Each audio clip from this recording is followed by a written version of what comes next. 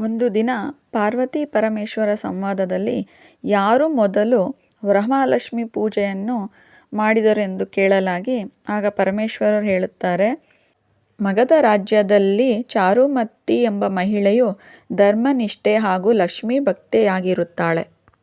ಒಂದು ದಿನ ರಾತ್ರಿ ಲಕ್ಷ್ಮೀದೇವಿಯು ತನ್ನ ಕನಸಿನಲ್ಲಿ ಬಂದು, ಶ್ರಾವಣ ಮಾಸದ ಪೌರ್ಣಿಮೆಯ ಮುಂಬರುವ ಶುಕ್ರವಾರದಂದು ತನ್ನ ಪೂಜೆಯನ್ನು ಮಾಡಿದರೆ ಸಕಲ ಇಷ್ಟಾರ್ಥಗಳನ್ನು ನೆರವೇರಿಸುವುದಾಗಿ ತಿಳಿಸುತ್ತಾಳೆ. ಮನೆಯವರೊಂದಿಗೆ ಕನಸನ್ನು ಹಂಚಿಕೊಂಡು ಸಂತೋಷದಿಂದ ಊರಿನ ಮಹಿಳೆಯರಿಗೆ ಆಹ್ವಾನವನ್ನು ನೀಡಿ ವ್ರತದ ಬಗ್ಗೆ ತಿಳಿಸಿ ಆಚರಣೆಯನ್ನು ಮಾಡುತ್ತಾಳೆ.